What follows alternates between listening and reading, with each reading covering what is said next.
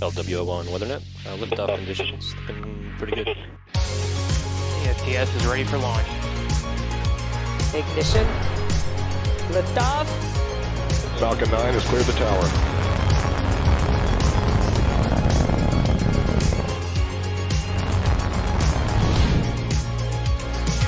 Ten, 9, 8, Side booster ignition. 6, 5, 4, 3, 2, 1.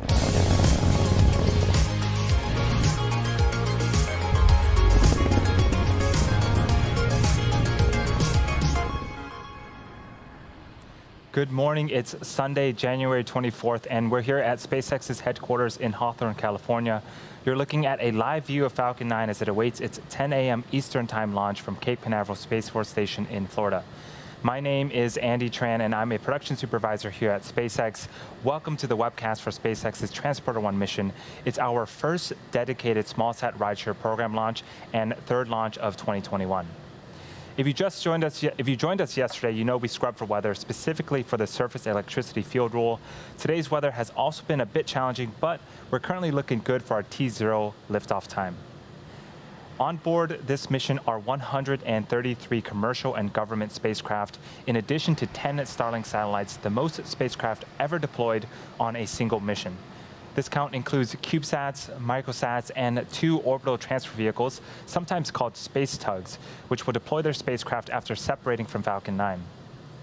SpaceX created the SmallSat rideshare program to provide small satellite operators with competitive pricing, increased flight opportunities, flexibility, and most importantly, a ride to space on SpaceX's Falcon 9, Falcon Heavy, as well as Starship in the not-too-distant future. For more details on our rideshare program or to reserve your spot, head over to our website at spacex.com/rideshare. Now let's take a look at Falcon 9 out on the pad at the Cape. You're looking at a live view of Falcon 9, our 70-meter, 2-stage liquid-fueled launch vehicle. Today's mission is the 5th flight for this particular booster. Its first 4 flights were all in 2020, which included our Crew Dragon Demo 2 mission for NASA in May, the Anasis 2 mission in July, a Starlink mission in October, and most recently, CRS-21 in December. You can tell by the re-entry soot at the bottom of the vehicle that this booster has flown before. That bottom 2/3 of the vehicle is the first stage. Its objective is to accelerate the vehicle through the Earth's atmosphere into space and then separate from the rest of the rocket. From there, it will make its way back to Earth and target a landing on a recovery vessel. Of course, I Still Love You. There she is on screen. On top of the first stage is the black carbon fiber inner stage. This composite material houses the larger nozzle of the second stage engine. And then on top of the inner stage is the Falcon 9 second stage, which will take the payload to its eventual destination in orbit. After the first stage separates about 2.5 minutes into flight, the second stage will then carry the 143 spacecraft to orbit. In order to get to the intended orbit today, we'll need to light our second stage twice before deploying all of our payloads. And at the top of the rocket, you'll notice a large nose cone. This is called the fairing. It's a composite structure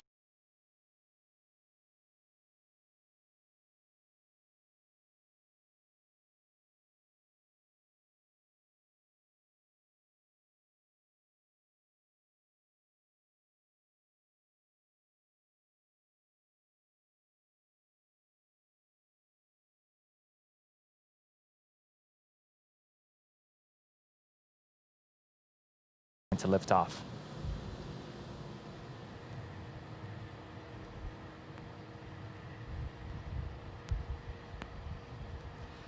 The chief engineer held a technical poll at the T-1 hour mark, and the launch director held a propellant load and launch go-no-go poll at the T-38 minute mark. Weather is still tracking to be green for a T0 liftoff. Falcon 9 has been loading propellants since the T-35 minute mark. The vehicle uses a refined form of kerosene called RP1 for its fuel and super chilled liquid oxygen, or LOX, as its oxidizer. Currently, RP1 is fully loaded on the second stage and nearly fully loaded on the first stage. Liquid oxygen is currently loading and currently underway on both stages. As for helium, it began loading before the webcast went live and will continue to top off until about 1.5 minutes before launch. We use helium as a pressurant as the propellants are pulled out by the engine pumps. In about a minute, around T-minus 7 minutes, engine chilling will begin. This is where we allow a small amount of super chilled liquid oxygen to flow into the Merlin engine turbo pumps prior to the full flow of LOX to avoid any thermal shocks to the system. Checkouts of the second stage thrust vector control actuators will also be underway. This is known as the engine wiggle test. We move the thrust chamber slightly to make sure that the guidance hardware is a go for flight. The first stage actually does the same test, but it happens just seconds before ignition.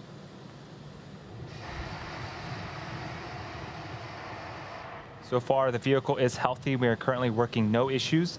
The range is standing by and currently green for launch. And again, weather is a tracking item, but right now we are green for a T0 liftoff time.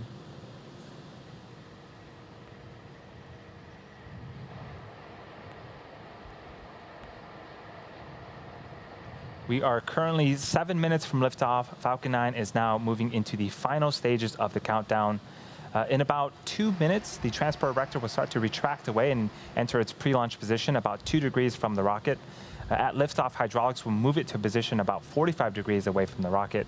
Again, around the T-minus 4.5 minute mark, you will hear some hiss and pop, and that's pressure venting from the rocket and the plumbing of the transporter erector.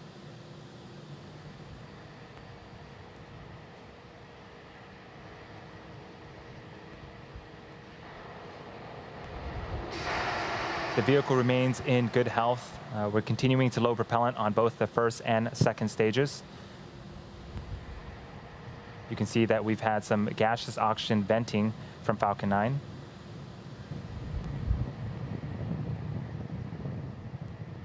About a minute before liftoff, you'll hear the announcement that Falcon 9 is in startup, which means that the rocket's own internal flight computers are now autonomously controlling the launch countdown.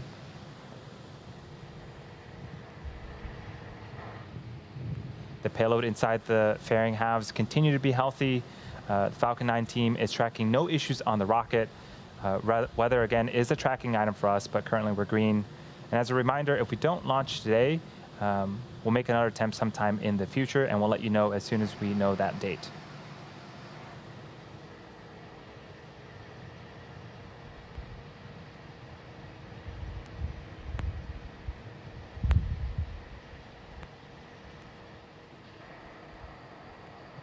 And as I mentioned earlier, today's launch is the first of SpaceX's dedicated smallsat rideshare program, which provides small satellite operators with competitive pricing and increased flight opportunities on board the world's most advanced and proven launch vehicles.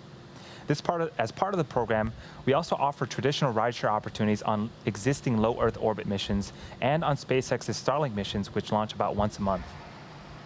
Traditionally, it's pretty hard to find affordable space on a rocket for a small satellite.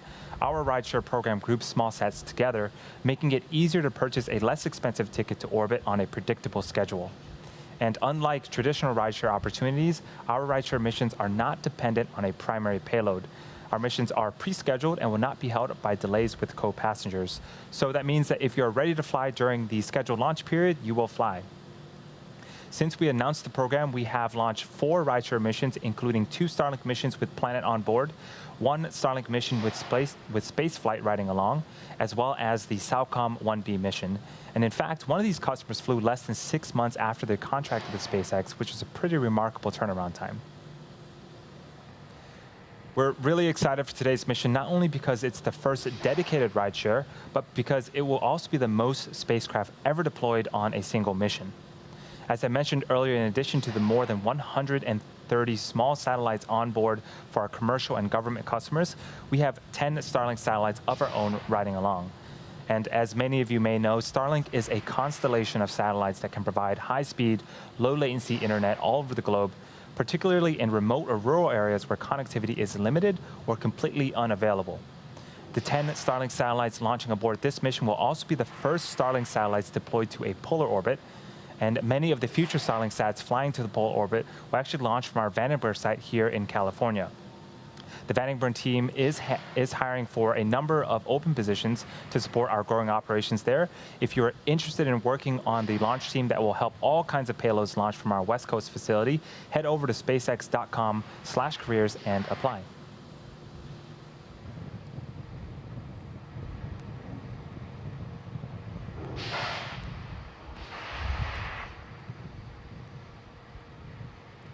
We are about 3 minutes from liftoff. Falcon 9 is moving into the final stages of the countdown. The payload and vehicle remain healthy, and we're still currently tracking weather to be green for a T0 liftoff at 10 a.m. Eastern.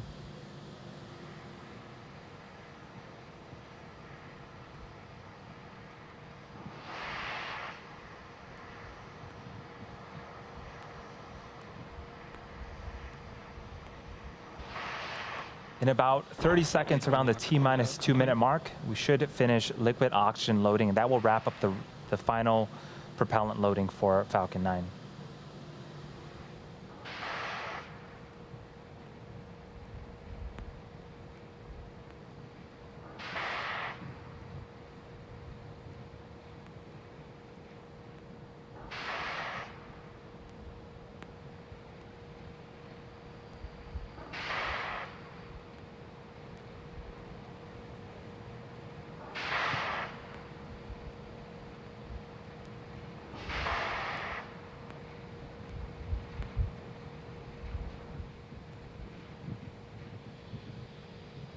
For those just joining us, this is the Transporter 1 mission for SpaceX, the third launch of 2021 and the first dedicated small-sat rideshare mission for SpaceX. And we just heard the call that LOX loading is completed. Again, that is the last of propellant loading for Falcon 9. And on screen, you can start to see some white clouds forming around Falcon 9. That is normal and expected for us at this stage in the countdown. That is liquid oxygen condensing as it meets the warmer ambient temperatures of the Florida air.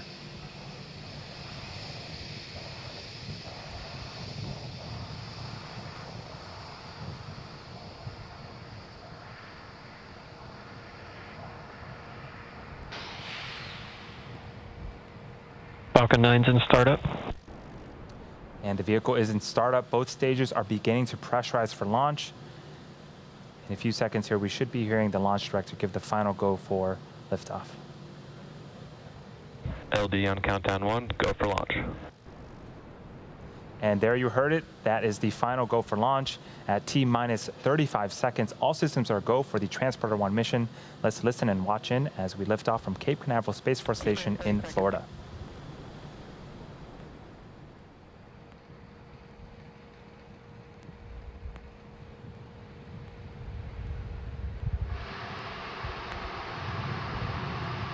T-minus 15 seconds. 10, 9, 8, 7, 6, 5, 4, 3, 2, 1, 0. Ignition and liftoff.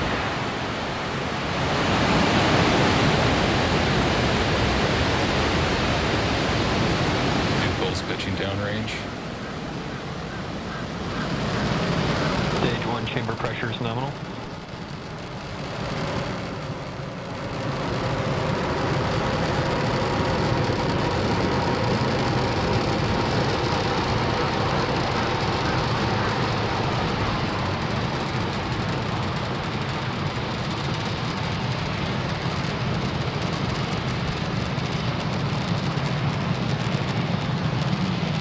We are T plus 43 seconds into flight. Falcon 9 has cleared the tower and is currently throttling down to prepare for max Q at around the T plus 1 minute and 12 second mark.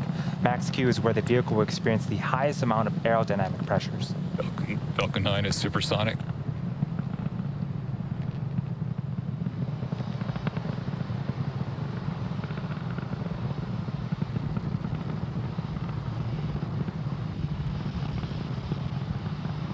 Max Q.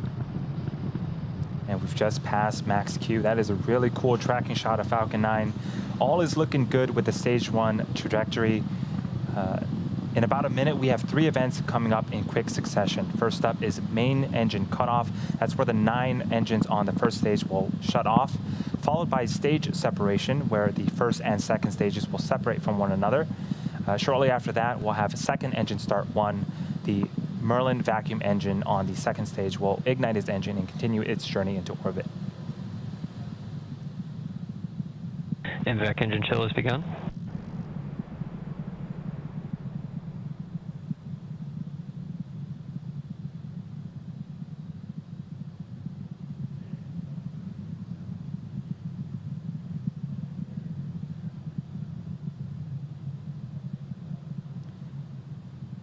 We're about 20 seconds away from main engine cutoff, the start of those 3 events happening in rapid succession.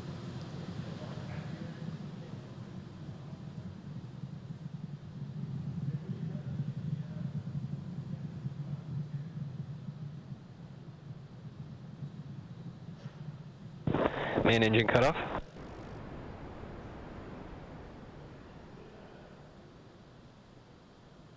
Stage separation confirmed.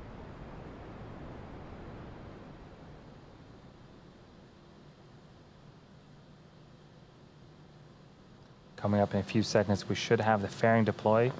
MVAC ignition. Bearing separation confirmed. And there you can see the 2 fairing halves have separated and fallen away from the vehicle, exposing the 143 spacecraft to the vacuum of space. And as a reminder, our recovery vessel, Miss Chief, will be attempting to recover the fairing halves today from the water.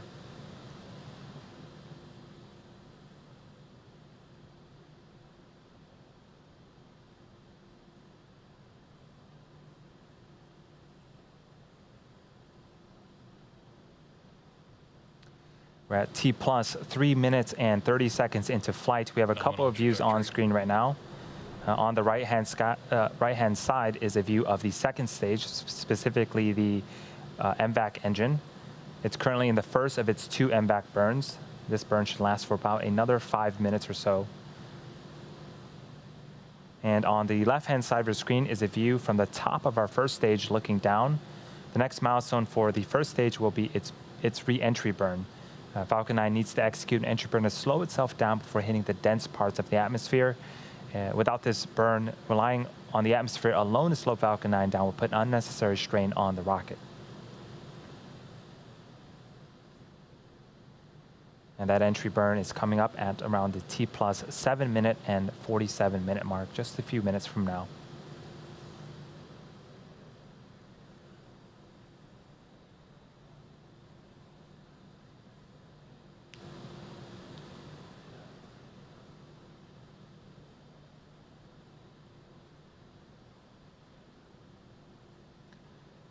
For those just joining us, this is the Transporter 1 mission for SpaceX, the first dedicated small-sat rideshare program mission, and it's also the 3rd mission of 2021.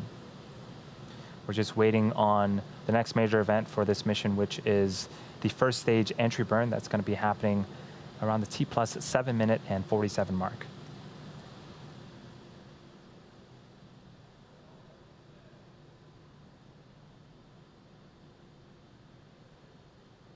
You can see some periodic bursts of gas from the first stage. That is nitrogen from our attitude control systems. They help to orient the first stage as it continues to make its descent back towards Earth.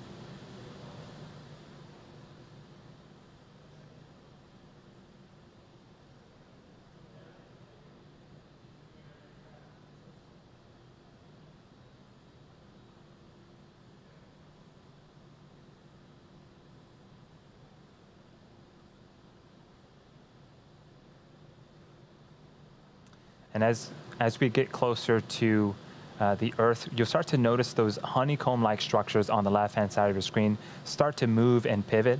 Those are our hypersonic grid fins, and those help to steer the first stage back as it returns back to Earth.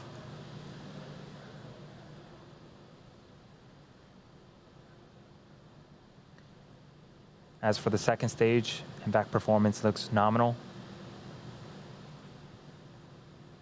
Just a few seconds after we finish the stage 1 entry burn, we'll be shutting off the second stage Merlin vacuum engine and enter a small coast phase. Again, we'll need to relight this engine later on in the mission to get to our eventual destination in orbit.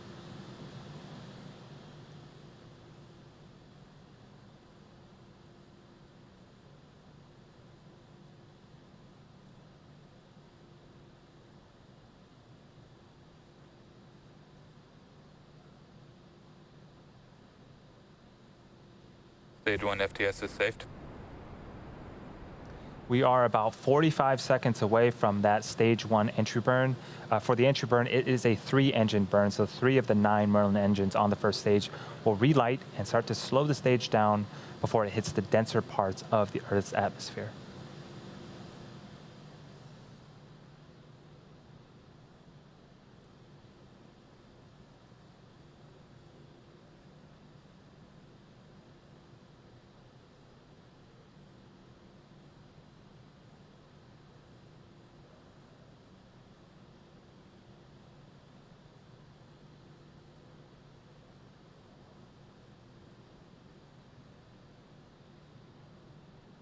Stage 1 entry burn startup.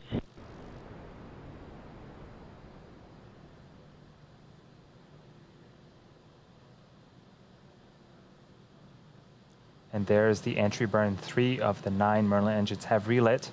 This burn is expected to last for about 30 seconds.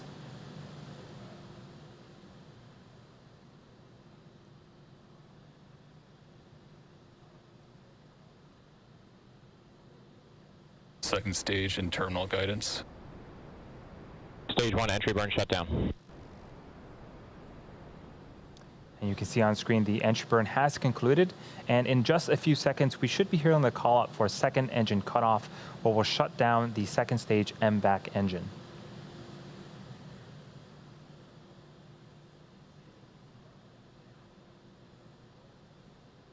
FTS is saved. There's the second stage. Also signal stage 1, Cape expected.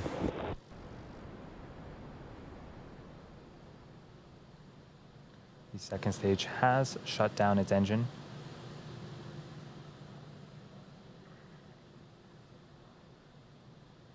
Now, as I mentioned earlier, we are going to be attempting to recover the booster for a 5th time. Nominal parking orbit insertion. On our drone ship, Of Course I Still Love You. The first stage has 1 more burn left, the landing burn, and it begins just before we touch down and provides the booster with a soft descent before we land. That should be starting up anytime now. And we did get confirmation of the second stage that it did reach a good parking orbit.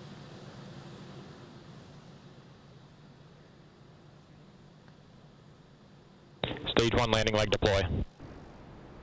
LOS stage 2, Cape Canaveral expected.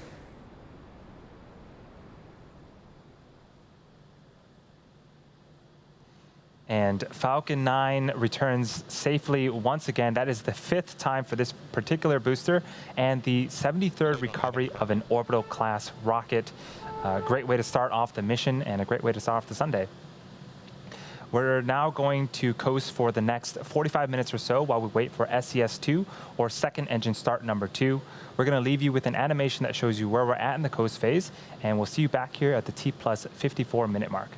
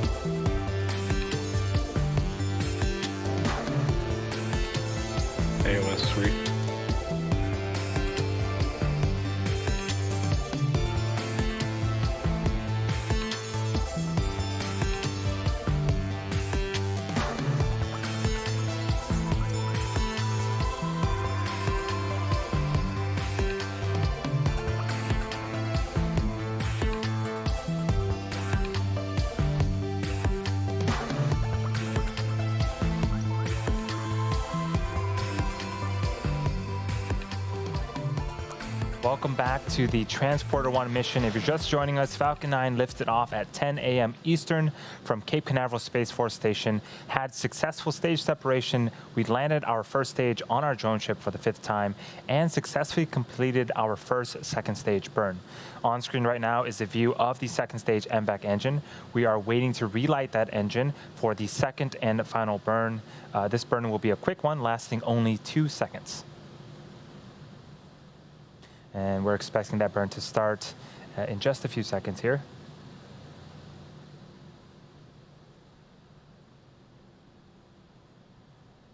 And if we don't have footage of it, we should be able to get confirmation over the nets.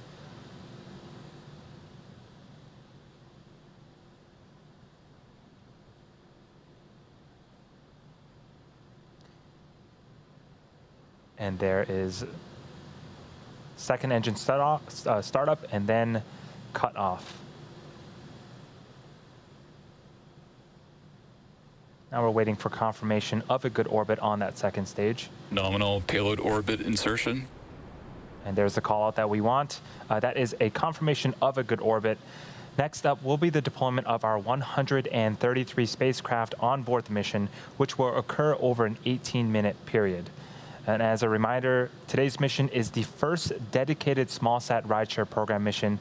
We created this program to provide small satellite operators with regularly scheduled rides on board Falcon 9, Falcon Heavy, and in the not too distant future, Starship as well. These missions offer competitive pricing to our customers as well as increased flight opportunities and flexibility.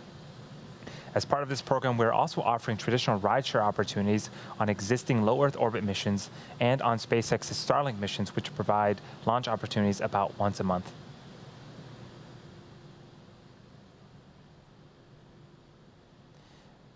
The first of those deployments should be happening around the T plus 58-minute and 30-second mark. There's a view of the Transporter 1 payload containing all 143 spacecraft.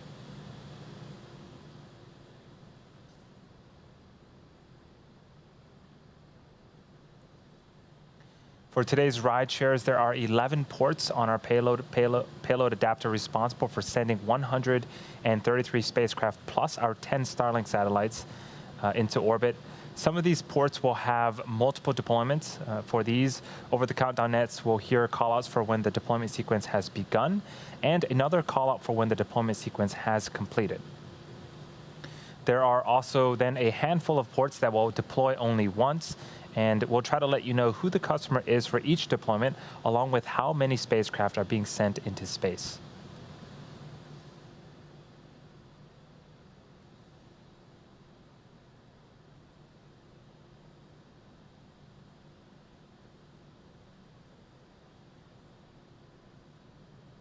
We're just over a minute away from the first set of deployments.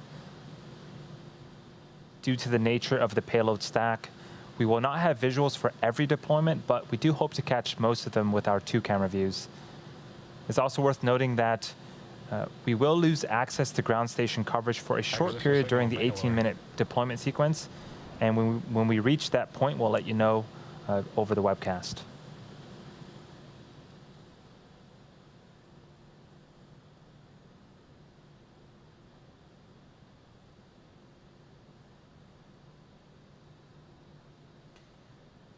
First up, the deployment sequences for port C4 and C1 will be initiated at the T plus 58-minute and 30-second mark. On port C4, there are 36 Planet SuperDoves, and then there are 17 spacecraft aboard Kepler's port on port C1.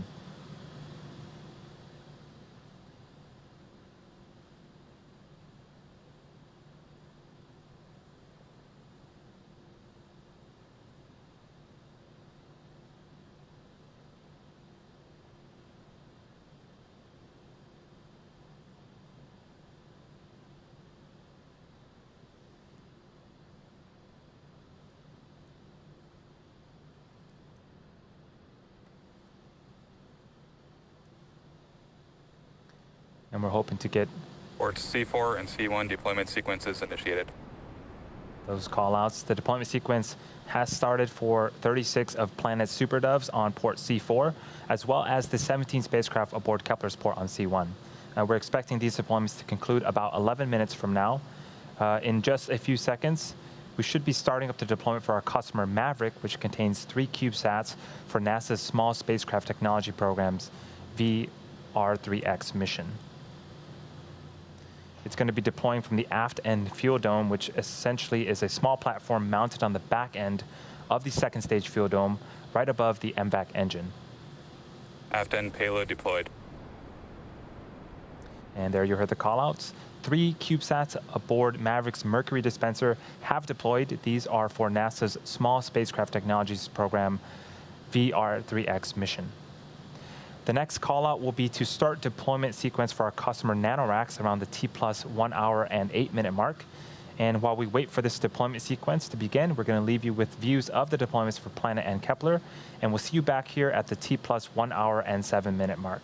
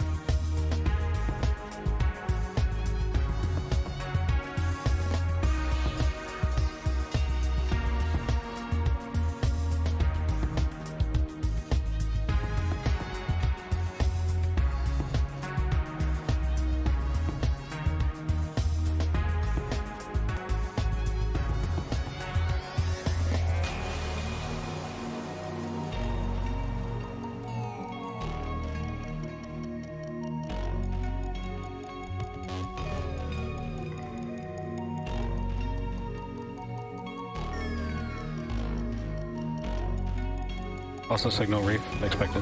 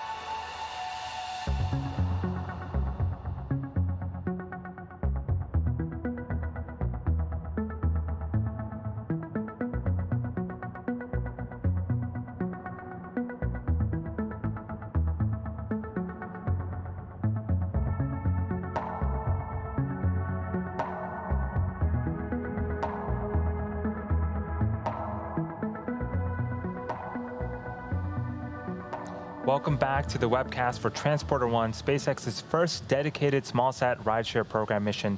On board this mission are 143 spacecraft, the most spacecraft ever deployed on a single mission. If you're just joining us, Falcon 9 had an on-time liftoff at 10 a.m. Eastern from Cape Canaveral Space Force Station. It followed a nominal trajectory after liftoff. The first stage landed for the 5th time on our drone ship, Of Course I Still Love You, and our second stage had 2 successful engine burns. So far, the deployment sequence has begun for 36 of Planet's CubeSats, as well as the 17 spacecraft aboard Kepler's port. If you're looking closely at the left half of your screen, you should see them in the background being deployed from the payload. We're expecting those to be completed around the T plus 1 hour and 9 minute mark. We've also deployed 3 CubeSats for our customer Maverick. We're now waiting to hear that the deployment sequence has started from port C3 for the 9 spacecraft for NanoRac's EAR-1 mission.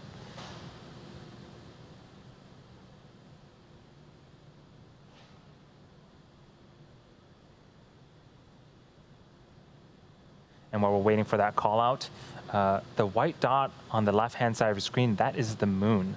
It's pretty cool shots of the moon there.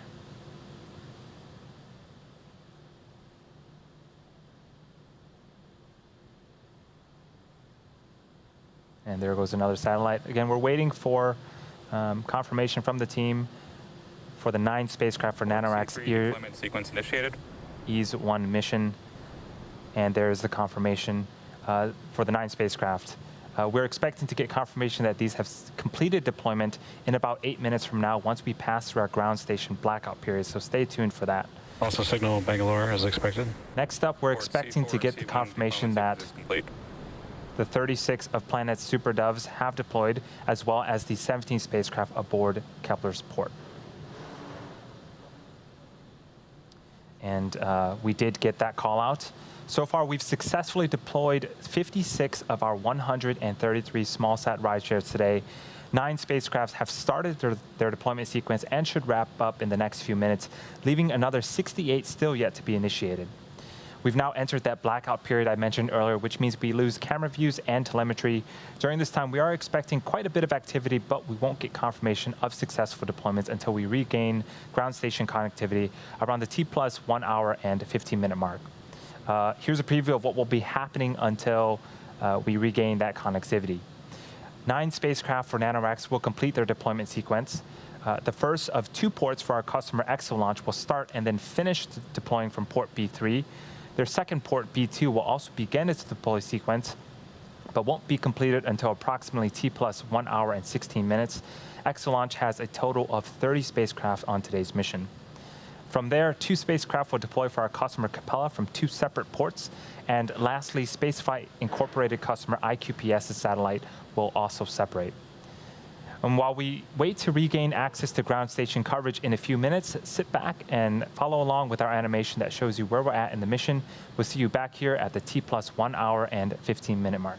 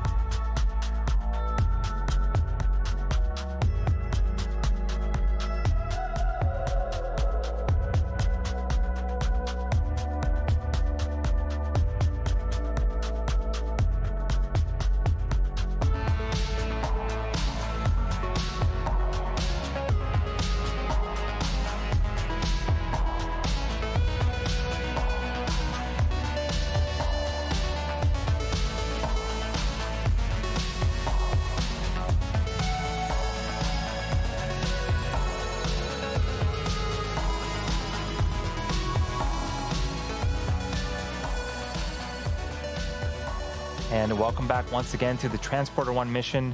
We're in the middle of deploying 133 small sats for commercial and government customers. We're expecting to reconnect with the ground station in just a few seconds, and we should be hearing callouts for the deployments that we didn't see, and these callouts should be happening back-to-back once we reconnect. During this blackout period, we also were able to recover both fairing halves, and they are safely on board our ships. And the callouts for the satellites should be happening around the T plus 1 hour, 15 minutes, and 50-second mark.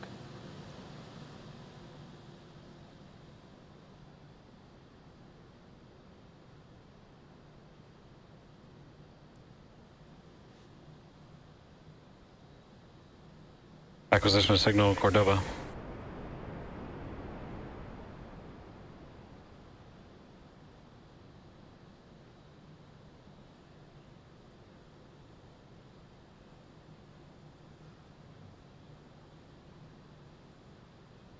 Deployments confirmed on ports C3, B3, C5, B1, and C6.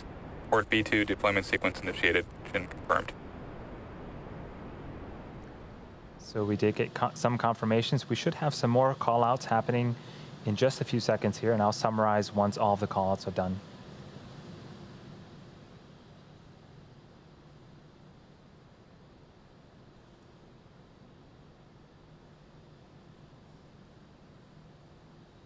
Port A4 deployment confirmed.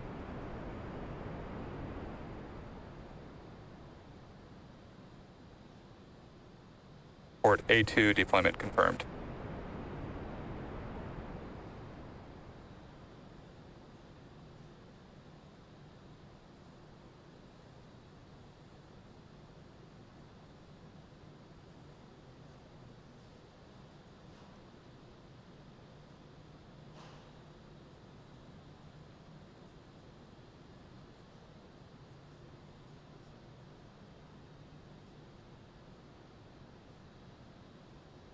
Port B2 deployment sequence complete.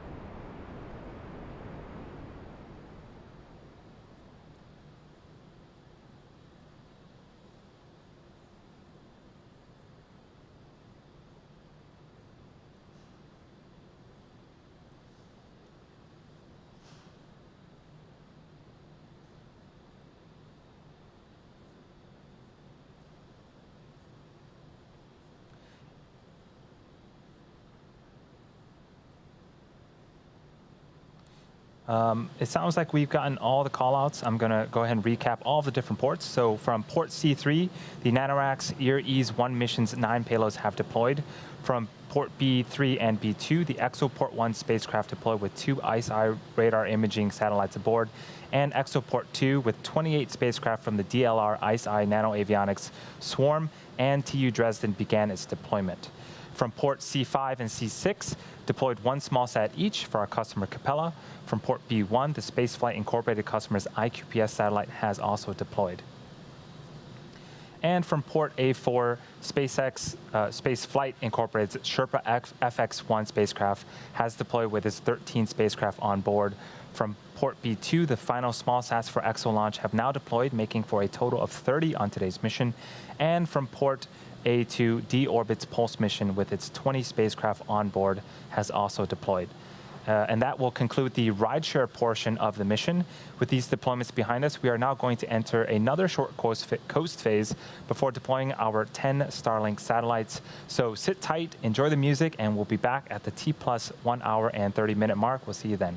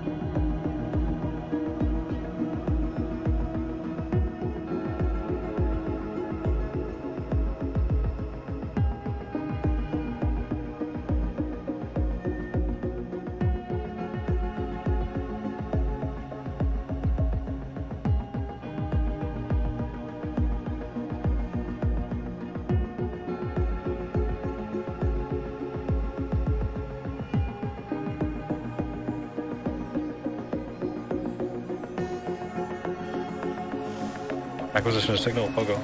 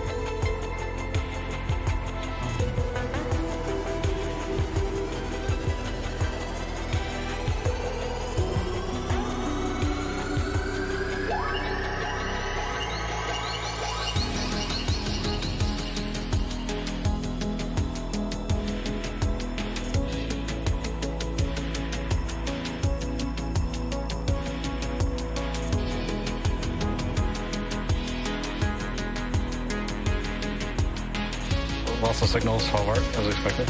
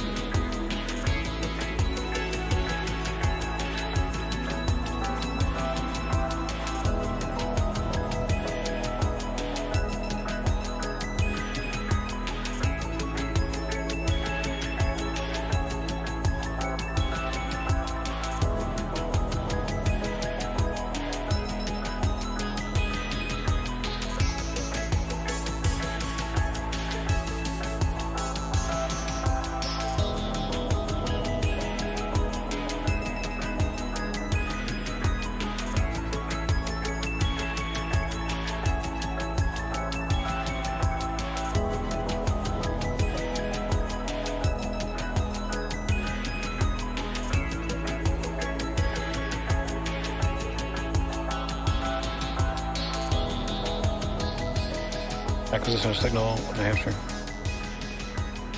Welcome back to the webcast for SpaceX's Transporter-1 mission. If you're just joining us, we are close to the end of today's mission, which launched this morning from Cape Canaveral Space Force Station in Florida at 10 a.m. Eastern. We then had 2 successful ignitions and shutdown of the second stage Merlin vacuum engine, then successful deployment of our 133 spacecraft for our commercial and government customers. We were also able to successfully recover our first stage for a 5th time on our drone ship, Of Course I Still Love You, and recover both fairing halves from the water. Coming up, we'll have the deployment of our 10 Starlink satellites. It's going to be the first set of Starlink satellites deployed to a polar orbit, and that should be happening in about 30 seconds. And there's a view of the second stage. That right there is a view of the Starlink satellites to the right-hand side. It looks like we lost a signal on the second stage. Hopefully we can get that back. If we don't have views of the second stage, we should get confirmation via the callouts of deployments of those Starlink satellites. Expected.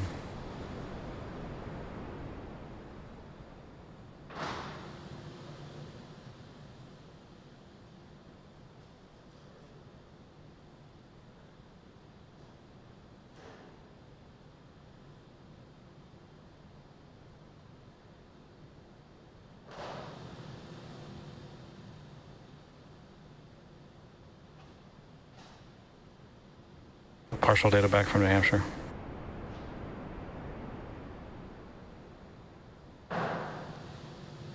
And there goes the 10 Starlink satellites, the first set to go to a polar orbit.